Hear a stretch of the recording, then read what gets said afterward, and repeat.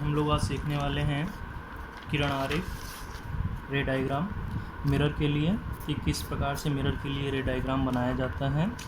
अगर आप लोग रे डायग्राम अच्छे से समझ जाते हैं, किरण आरेख अच्छे से समझ जाते हैं तो इससे हमें बहुत सारी हेल्प मिलती है। एक तो न्यूमेरिकल लगाने में, दूसरी ऑब्जेक्ट कहाँ पर है और उसका इमेज कैसी बनेगी, वस्तु और उसकी इमेज कैसे बनती है, कहाँ पे बनती है और किस प्रकार की बनती है, हमें हमेशा याद रहेगा।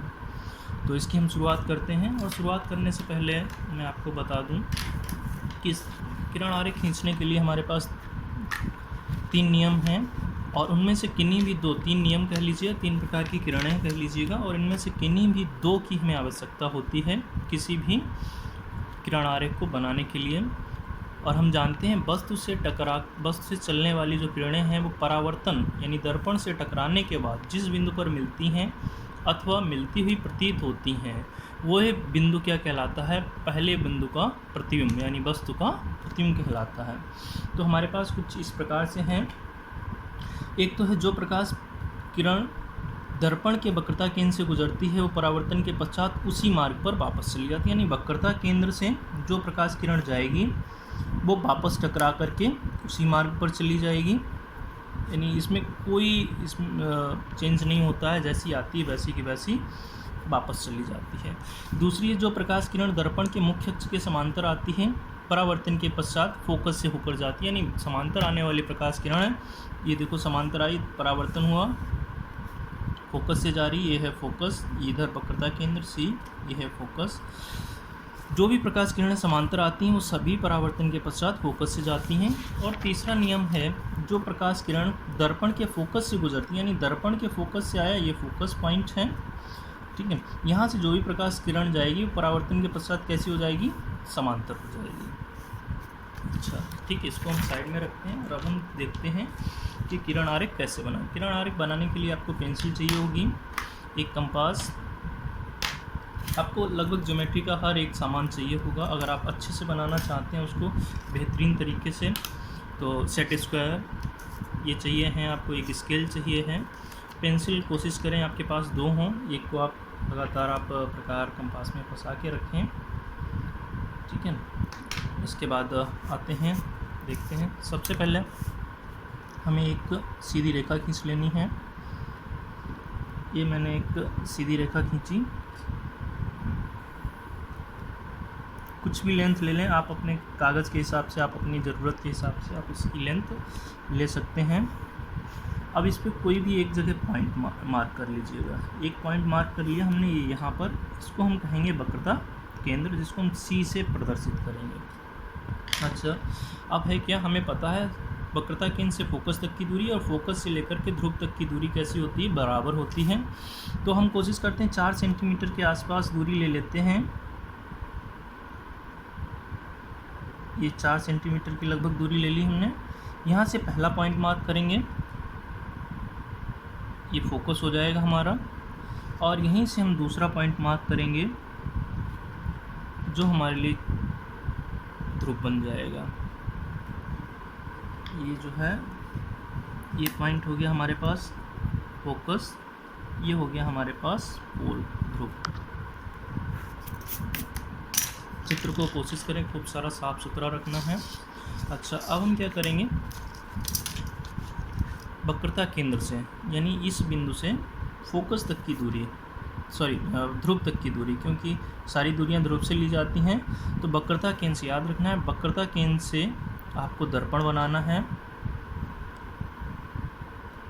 दर्पण रहेगा वक्रता केंद्र से। कई बार गलती कर देते हैं बच्चे और दर्पण को ध्रुव से खींच देते हैं, नहीं ध्रुव से फोकस से खींच देते हैं, तो फोकस से नहीं, हमेशा वक्रता केंद्र से खींचा जाता है दर्पण, ठीक है, इस तरीके से। अब आप इस पर मैं एक को सेट कर दूंगा, बाकी को आप करें। इसमें जो पेंट के लिए इस तरीके से लाइनिंग दिखा सकते हैं आप, इसमें काफ़ी टाइम जाएगा। मैं जो ज़रूरी चीज़ें हैं उनको पहले बता दूंगा आपको।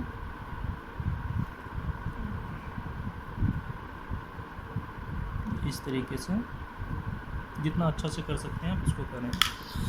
फर्स्ट कंडीशन ले रखिए जब वस्तु अनंत पर है, तो अनंत पर कोई वस्तु है तो वहाँ से भी हमें 2 किरण आरेख चाहिए, या तो हम दोनों को समांतर लेके आएँ समांतर आएंगे, इस समांतर को फोकस से क्रॉस करा दें तो भी फोकस पे बन जाएगा। या फिर दूसरा देखते हैं हम, ये तो बुक्स में ज़्यादातर होता है। दूसरा देखें अगर हम, तो कुछ इस प्रकार से रहेगा हमारे पास कि एक प्रकाश किरण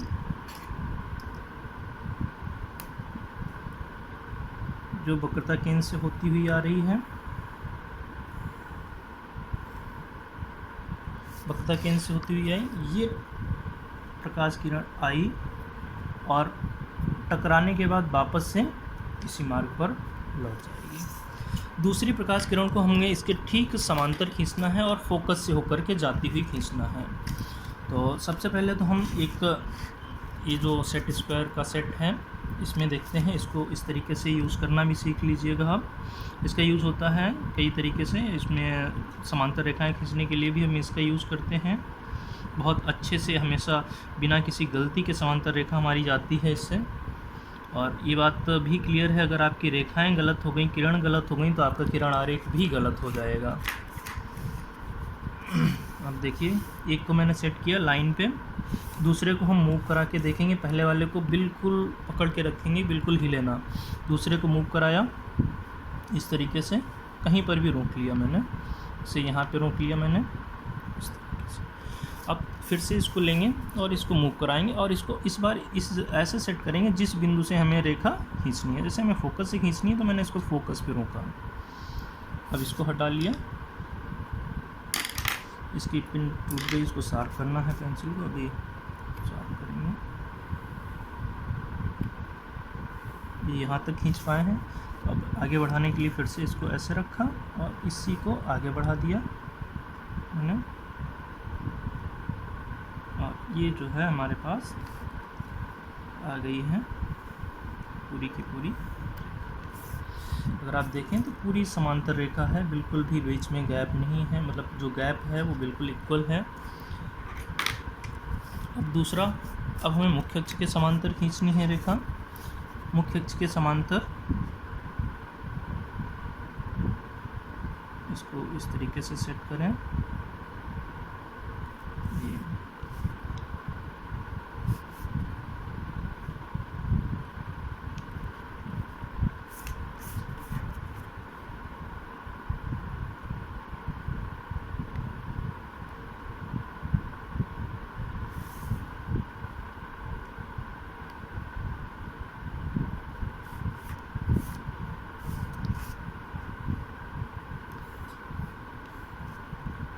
ये हमारे पास आ गई और देखिए एकदम ठीक फोकस के नीचे है,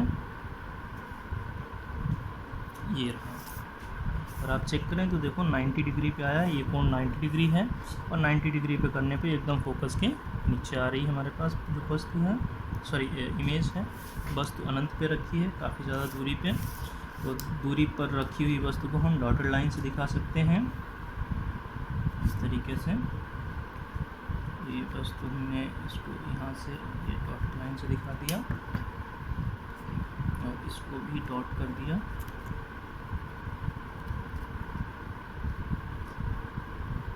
वस्तु हो गई। तो ये फर्स्ट है, ये प्रकाश किरण आई, आने के बाद फोकस से जा रही, तो फोकस से जाने के बाद परावर्तन के बाद मुख्य अक्ष के समांतर हो गई मुख्य अक्ष, और ये आकर के इस पर मिल गई। इसको हम लिख लेते हैं, इसको ओ डैश, इसको आई डैश नाम दे देते हैं। पहला हमारे पास कंप्लीट हुआ है। अब हम आगे दूसरे की तरफ जाते हैं। आप ये जो एक्स्ट्रा में लाइन है इसको आप मिटा सकते हैं, मिटा देंगे तो ज़्यादा अच्छा लगेगा। ठीक है, नेक्स्ट जो है, पेंसिल को एकदम साफ रखना है।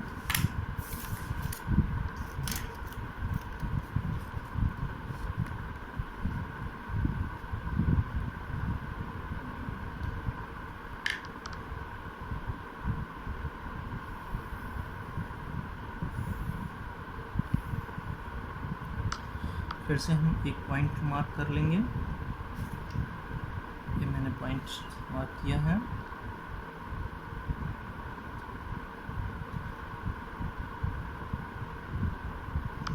एक यहाँ पे मैं वस्तु के लिए कर दूंगा, इससे 4 सेंटीमीटर की दूरी फिर से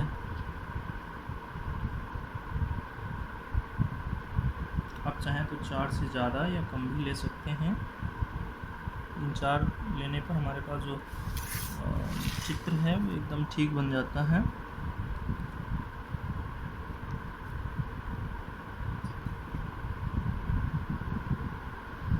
वक्रता केंद्र, फोकस और ध्रुव। अब हम वक्रता केंद्र पे वापस से रखेंगे और फोकस तक की दूरी, ध्रुव तक की दूरी लेंगे और एक दर्पण बनाएंगे।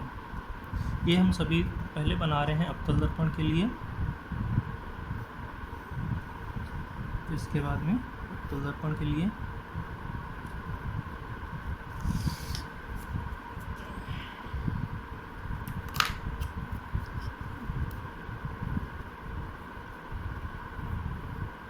फिर से आप इसको सेट कर लें। अब वस्तु को रखना है, वस्तु हम रखेंगे इस तरीके से, कहीं पर यहाँ पर रख लेते हैं। इतनी लंबी वस्तु लेना है कि उससे ऊपर वाली एक समांतर जाने वाली वो भी दर्पण पे टकराए, और इस तरीके जो दूसरी वक्रता केंद्र से जाएगी वो भी दर्पण पे टकरा जाए। अगर आप ज़्यादा लंबी वस्तु कर देंगे तो जो वक्रता केंद्र से जाने वाली किरण है वो दर्पण के जो व्यास है उससे बाहर निकल जाएगी परावर्तक तल से। तो हमें कुछ रेशियो में वस्तु को लेना है।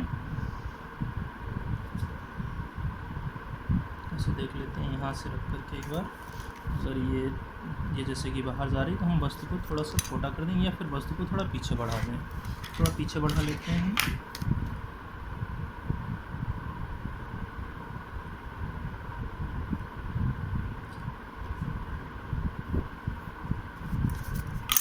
वस्तु को थोड़ा सा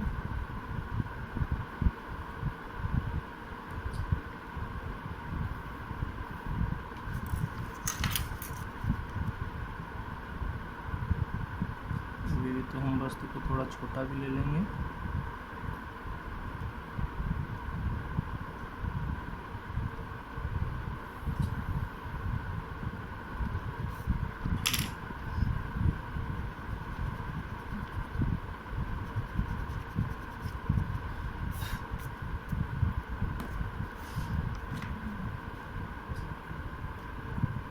वस्तु को गैस कंसीडर किया हमने।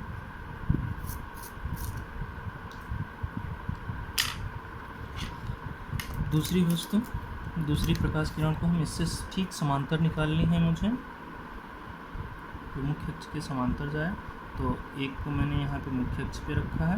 हालांकि अगर मैं चाहूँ तो इसको मैंने पहले ही 90 डिग्री पे बनाया हुआ है, तो आप ऐसे करके खींचें तब भी मुख्य अक्ष के समांतर ही जाएगी। यहाँ से अगर इस तरीके से इसे चेक करिएगा, ये देखिएगा एकदम 90 डिग्री पे है।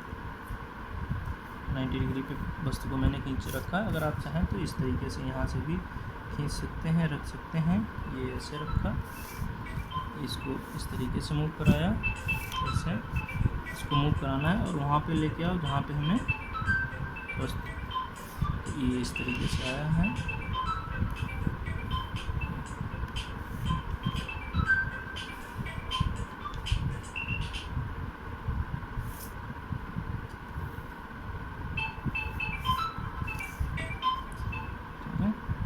अब दूसरी प्रकाश किरण को फोकस से लेके जाना है, जो फोकस से जाएगी।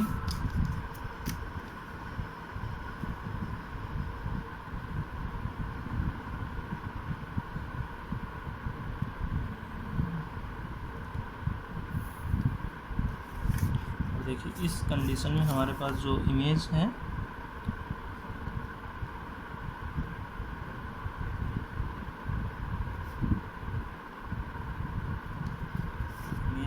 जो यहाँ पे बनी है, नाम आई डैश कर देता हूँ। आप इसको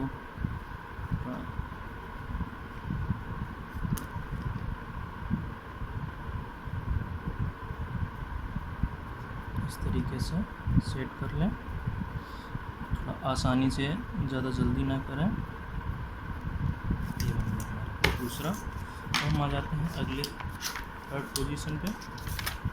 जब बस वक्रता केंद्र पर है तो फिर से सेम कंडीशन, तो हमें एक मुख्य अक्ष के लिए एक रेखा खींच लेनी है। एक जगह पे मार्क कर लीजिए आप, यहाँ पे कर लेता हूँ मैं। अच्छा,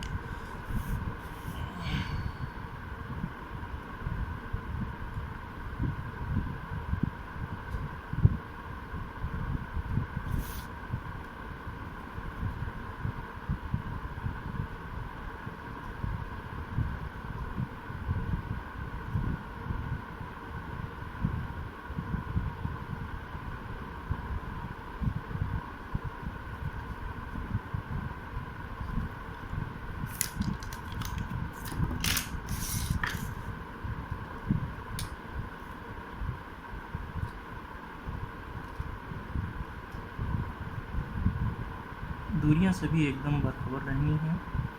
अगर थोड़ी सी भी इधर उधर होगी तो हमारा चित्र ज़रूर गलत हो जाएगा।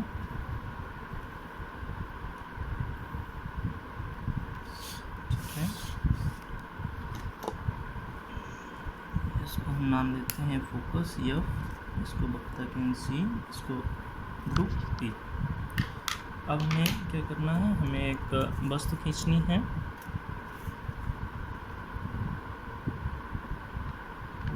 2 सेंटीमीटर की वस्तु आप खींच लीजिएगा।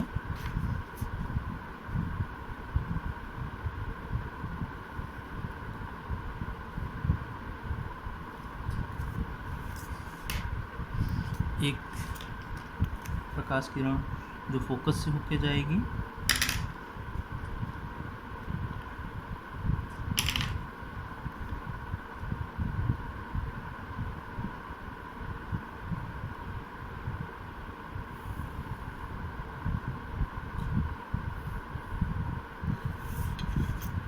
फोकस से जाने वाली समांतर हो जाएगी, एक समांतर आएगी। तो अब हम खींच लेते हैं समांतर प्रकाश किरण।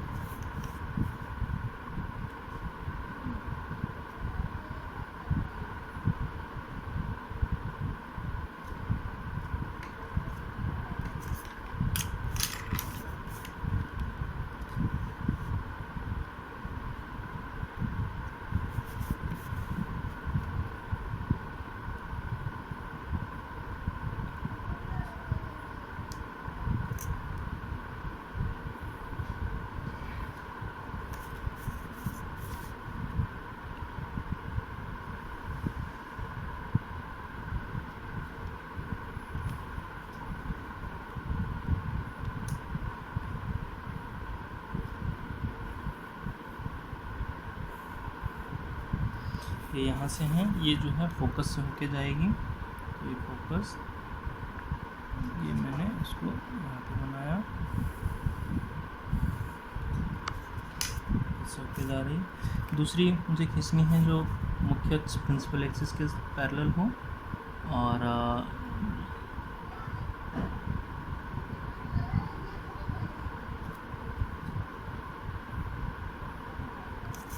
ये यहाँ से जा रही हूँ।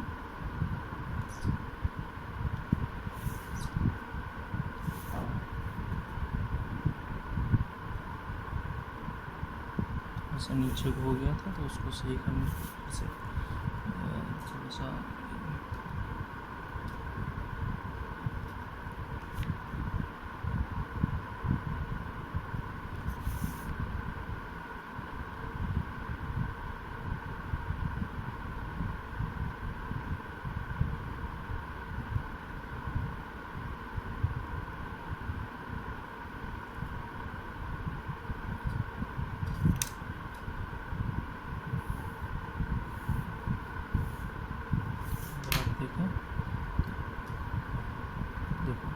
एकदम जो 90 डिग्री के ऊपर थी, सीधे वही नीचे की तरफ आई हमारे।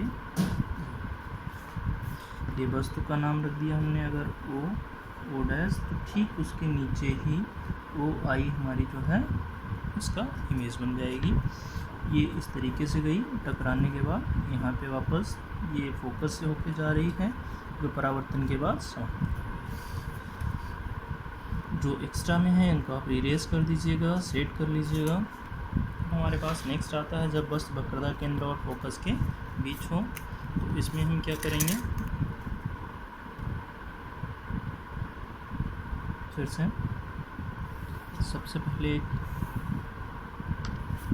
मुख्य अक्ष के बाद एक जगह पे आप पॉइंट कर लीजिएगा, जिसको हम वक्रता केंद्र का नाम देने वाले हैं C। अब हम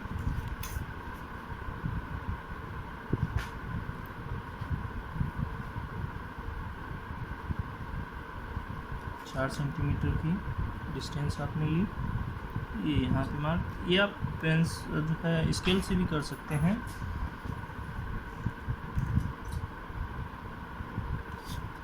इस तरीके से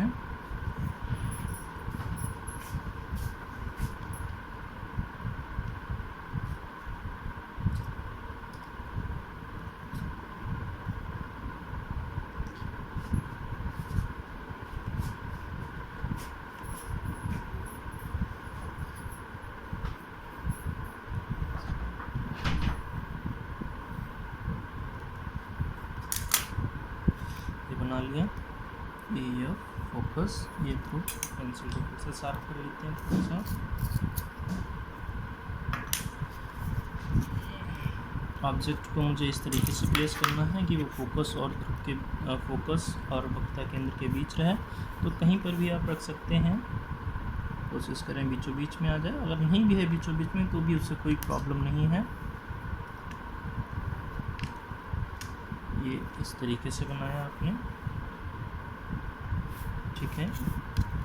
तो अब एक प्रकाश किरण है जो इसके फोकस से होकर के जाएगी।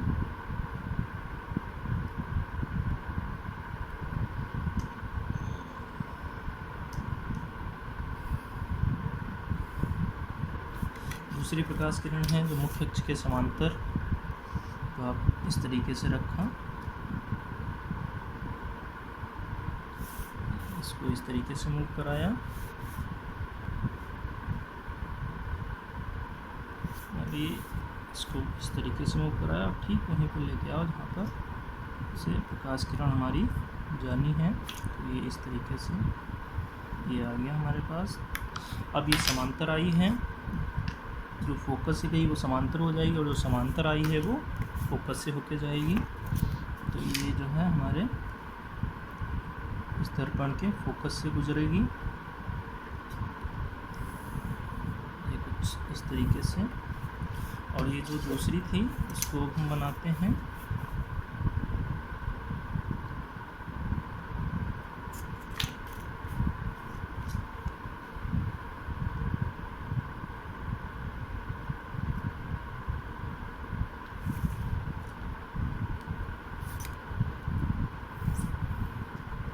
यहाँ तक खींच लिया। अब इसके आगे खींच देना,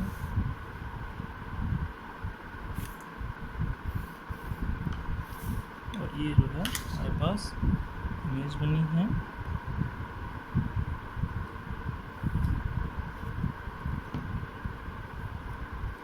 वस्तु O dash image I dash. देखें, जब वस्तु वक्रता केंद्र और ध्रुव के बीच है तो देखिएगा इसका जो इमेज है वो वक्रता केंद्र से दूर जा रहा है। अगर आप देखेंगे, सभी चित्र बना लेते हैं, फिर देखिएगा जैसे जैसे वस्तु दर्पण की ओर जाती है, वस्तु धीरे धीरे दर्पण की ओर जाती है। जैसे अनंत थी, अनंत से वक्रता केंद्र पे आया, अनंत से वक्रता केंद्र के बीच आया, फिर वक्रता केंद्र पे आया, वक्रता केंद्र से आगे फोकस तक के बीच पहुंच गई है। और अगर आप देखें, इमेज धीरे धीरे पीछे जा रही। फर्स्ट कंडीशन में इमेज आपकी फोकस पे थी, फोकस से इमेज अब आ गई फोकस और वक्रता केंद्र के बीच, वक्रता केंद्र के बीच, फिर देखो वक्रता केंद्र पर, अब वक्रता केंद्र से दूर। अब इसके बाद दो स्थितियाँ हमारे पास और बची हैं अवतल दर्पण के लिए, उन्हें भी देख लेते हैं।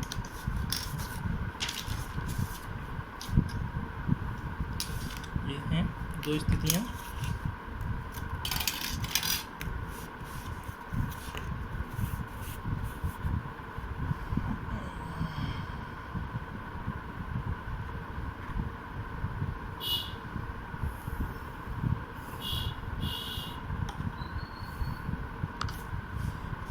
से आप एक पॉइंट ले लें कोई भी, इसको मैंने वक्रता केंद्र कहा। अगर आप देखें इस तरीके से भी कर सकते हैं आप। ये है, अब 4.4 सेंटीमीटर पे एक पॉइंट हो गया, और अनादर हो गया, दूसरा हो गया 8 सेंटीमीटर पर। ये 8 सेंटीमीटर पे, ये 4 सेंटीमीटर पे। अब आप सीधे जो हैं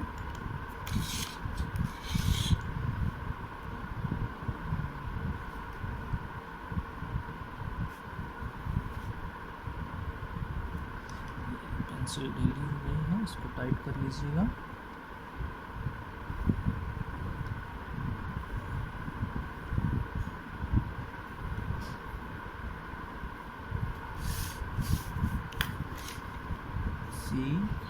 CFP। अब हमारे पास है, जब वस्तु फोकस पर हो तो हम फोकस पर एक वस्तु बना लेते हैं।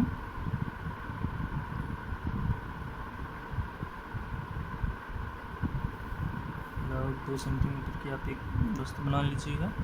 अब यहाँ से एक तो आप क्या करें, समांतर जाए और फोकस से चली जाएगी।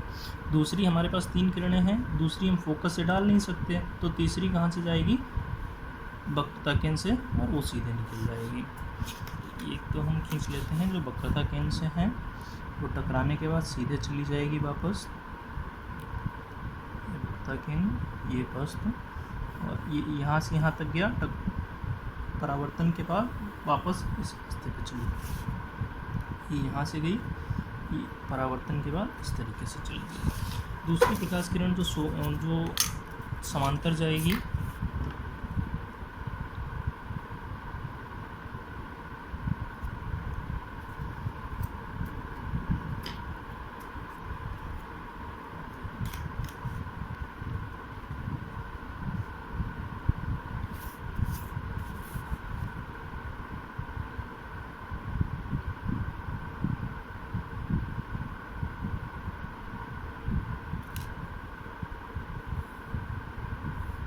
ये यहाँ से है। अब ये कहाँ से जाएगी, ये फोकस से होकर जाएगी,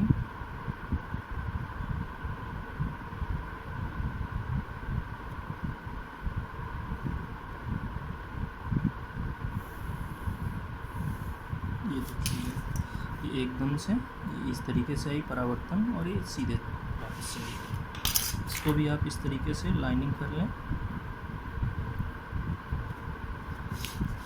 नेक्स्ट पे आ जाते हैं, जब वस्तु फोकस और ध्रुव के बीच हो, फिर से वही चीज़ें,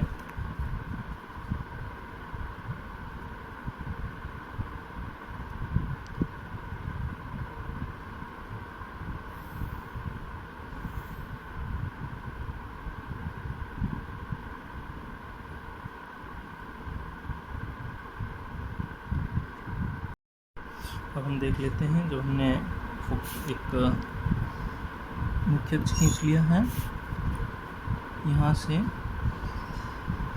फिर से आप 4-4 सेंटीमीटर पे 2 पॉइंट लगा लीजिएगा। इनको आप इस तरीके से थोड़ा सा दबा दिया करें, जिससे कि एक हल्का सा मार्क हो जाए। जब आपकी पेंसिल वहाँ से गुजरे तो आपको पता चल जाएगी आपकी जो रे है वो सही जा रही है या नहीं। ये इस तरीके से अब हम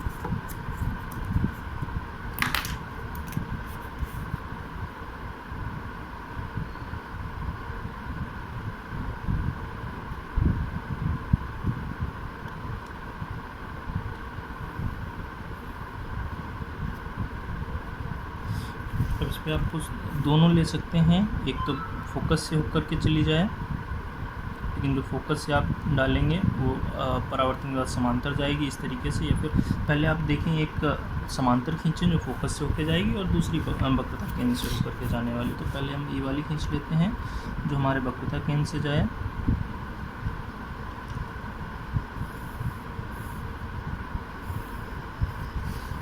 अच्छा, अब हमारे पास एक आनी चाहिए जो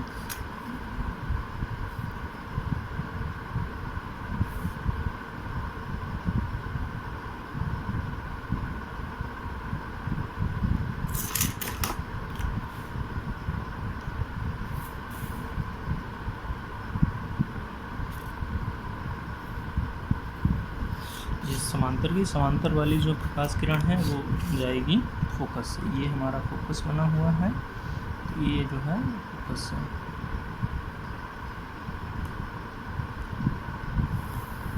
अगर आप देखें बाहर की तरफ ये जो है प्रकाश किरण गई और ये इधर की तरफ चली गई, ये आई और ये इस तरीके से आ रही। ये अगर आप आगे की तरफ देखें तो ये दूर होती जा रही है, यानी आगे कहीं नहीं मिलेंगी। ये प्रकाश किरणें हमें दर्पण के पीछे कहीं मिलती हुई नज़र आती हैं, यानी इस स्थिति में जो बनने वाला प्रतिबिंब है वो वास्तविक ना होकर के आभासी होगा और सीधा होगा, यानी जिस प्रकार से वस्तु रखी होगी। और इस बैक साइड की लाइन को हम डॉटेड लाइन से दिखाते हैं। मैंने इसको डायरेक्ट कर दिया था, अभी लिखा। इसको आप कोशिश करें हमेशा दर्पण के पीछे की जो भी रेखाएं हैं, किरणें हैं, उनको आप डॉटेड लाइन से प्रदर्शित करें इस तरीके से। ये वस्तु ओ डैश और इसका प्रतिबिंब हो गया आई डैश। और ये कैसा है? आभासी प्रतिबिंब है, आभासी है, सीधा है, ठीक है। बाकी सभी कैसे हैं? वास्तविक हैं। ये कैसा है? वास्तविक है। वास्तविक प्रतिबिंब को हम पर्दे पर ले सकते हैं। वास्तविक हमेशा उल्टा बनता है। अच्छा, अगर इस स्थिति की हम बात करें तो ये प्रतिबिंब जो है वस्तु से काफ़ी बड़ा बनेगा, काफ़ी बड़ा प्रतिबिंब प्राप्त होगा। इसमें हमें बड़ा मिलेगा, बड़ा मिलेगा। अच्छा, बाकी इन स्थितियों की भी बात कर लेते हैं। प्रतिबिंब कैसा है? वास्तविक है, उल्टा है, वस्तु के बराबर है। यहाँ पर वास्तविक, उल्टा, वस्तु से बड़ा।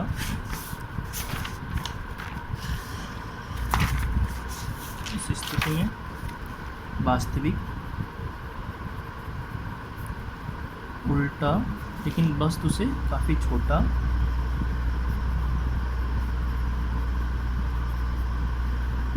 काफ़ी छोटा। इस स्थिति में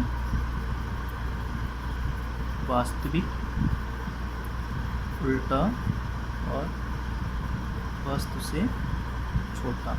इसको कहा जाता है बिंदु समान। बिंदु समान मतलब बहुत छोटा है। अगर वस्तु अनंत पे है तो उसका प्रतिबिंब बहुत छोटा बनता है, जिसको बिंदु समान बोला जाता है। फर्स्ट कंडीशन में जब वस्तु अनंत पे है, जब वस्तु अनंत और वक्रता केंद्र पे है तो वास्तविक, उल्टा और वस्तु से छोटा बनेगा। देखें आप, क्लियरली आपको विजिबल होगा।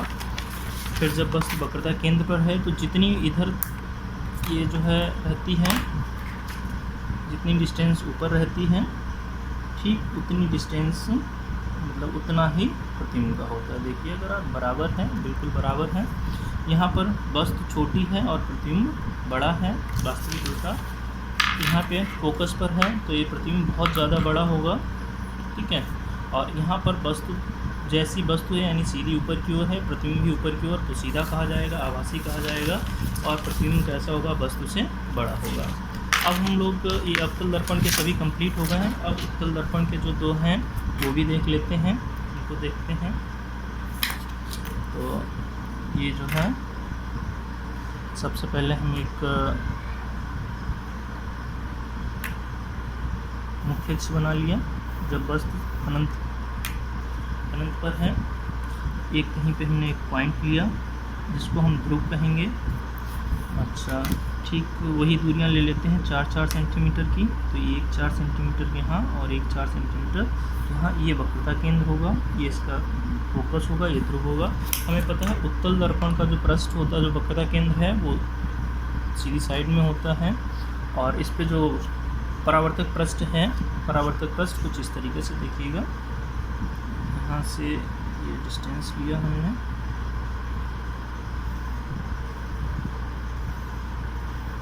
इसमें पेंट हम इस तरीके से करेंगे यहाँ पे।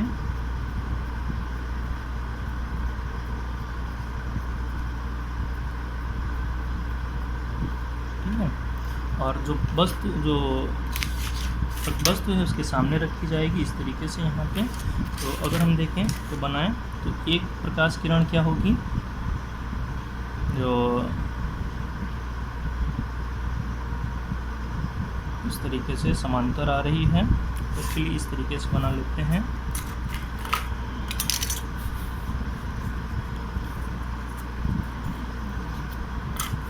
मान लिया ये देखो, इस तरीके से बना लिया मैंने, यहाँ पे मैच किया। ये मुख्य अक्ष के समांतर आई है क्योंकि ये दूरियां बराबर हो गई। यहाँ पर भी ऐसे ही बना लेते हैं, ये देखिएगा।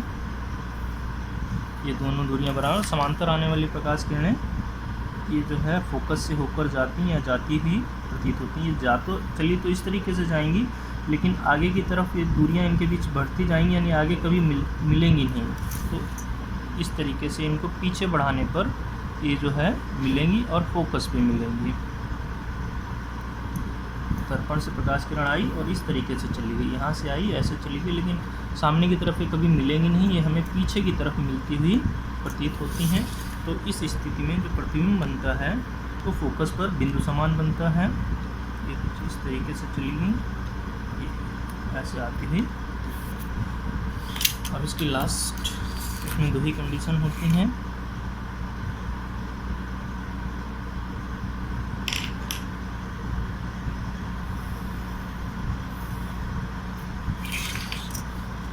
इसमें भी हम एक पॉइंट ले लेते हैं, यहाँ पर पॉइंट ले लिया,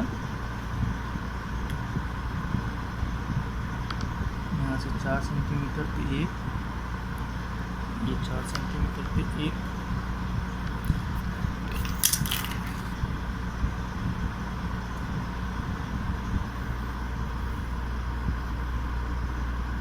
कोशिश किया करेंगे दर्पण जितना ऊपर की तरफ बने उतना ही नीचे की तरफ बने।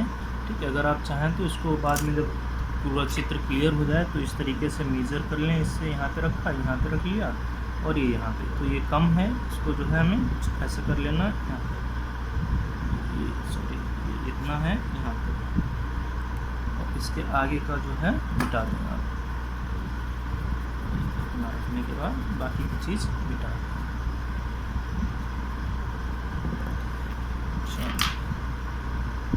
इसमें वस्तु को हम दर्पण के सामने रखते हैं। मैंने वस्तु को रखा यहाँ पे,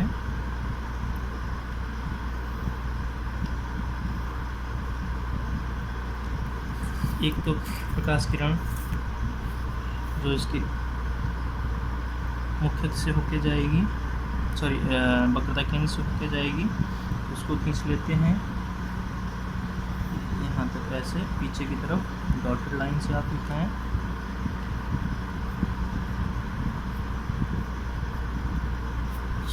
ये प्रकाश किरण ऐसे आई और टकरा के इधर वापस चली जाएगी, लेकिन हमको प्रतीत होगा कि ये अंदर की तरफ जा रही है। दूसरी प्रकाश किरण जो इसके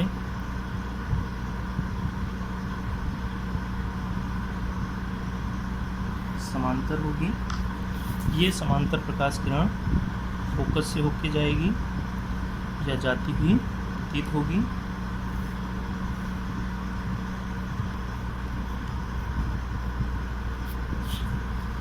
फोकस हो गया, वक्रता केंद्र हो गया, ये हमें प्रतिबिंब प्राप्त हो गया। इसका नाम ओ डैश आई और इस तरीके से चली गई, इसका नाम आई डैश। ये वस्तु का प्रतिबिंब आभासी सीधा होगा और बहुत छोटा होगा। ये कैसा होगा? आभासी होगा, सीधा होगा और वस्तु से छोटा होगा। देखो, आभासी उत्तल दर्पण में हमें हमेशा ही आभासी प्रतिबिंब प्राप्त होता है और अवतल दर्पण में सिर्फ एक ही स्थिति है, जब वस्तु को फोकस और ध्रुव के बीच रखा जाता है तो आभासी प्रतिबिंब बनता है। और अंतर क्या है दोनों में अगर आभासी प्रतिबिंब बनता है तो इनमें डिफरेंस क्या है? तो जब अवतल दर्पण में आभासी प्रतिबिंब बना था तो वो वस्तु से बड़ा बना था, लेकिन उत्तल दर्पण में जब भी आभासी प्रतिबिंब बनता है तो सदैव वस्तु से छोटा होता है। इतना डिफरेंस होता है इन दोनों में। तो हमने आज सीख लिया है अवतल दर्पण और उत्तल दर्पण के लिए किरण आरेख। नेक्स्ट टाइम हम लोग लेंस के लिए किरण आरेख बनाना सीखेंगे। आई होप आपको काफ़ी चीज़ें इससे क्लियर हुई होंगी। अगर एक चीज़ हम फिर से देखकर रिवाइज करने की कोशिश करें तो कुछ ये हैं, ये हमारे पास सभी स्थितियों के बने हुए किरण आरेख हैं। जब वस्तु अनंत पे है तो प्रतिबिंब फोकस पर वास्तविक है, उल्टा है और वस्तु से काफ़ी छोटा है। जब वस्तु अनंत से वक्रता केंद्र के बीच, या इसको ऐसे कहा जाता है वक्रता केंद्र से परे दूर है, ठीक है। तो इसका जो प्रतिबिंब है वक्रता केंद्र और फोकस के बीच वास्तविक, उल्टा और वस्तु से छोटा है। जब वस्तु वक्रता केंद्र पर है तो इसका प्रतिबिंब भी वक्रता केंद्र पर है, और जो प्रतिबिंब है वास्तविक है, उल्टा है, वस्तु के बराबर है। बराबर दूरी पर भी बनेगा, जितनी दूर वस्तु है उतनी दूर प्रतिबिंब है। अब जब वस्तु है वक्रता केंद्र और फोकस के बीच तो इसका प्रतिबिंब बन रहा है वक्रता केंद्र से दूर, परे, या फिर वक्रता केंद्र और अनंत के बीच। और इसके बाद जब आता है वस्तु फोकस पर आती है तो प्रतिबिंब हो जाता है अनंत पे, वास्तविक, उल्टा और वस्तु से काफ़ी बड़ा। जब वस्तु फोकस, मैंने नहीं लिखा, वस्तु फोकस और ध्रुव के बीच में है तो इसका आभासी, सीधा और बड़ा प्रतिबिंब बनता है। आभासी यानी दर्पण के पीछे की तरफ प्रतिबिंब बनता है। ठीक है, थैंक यू।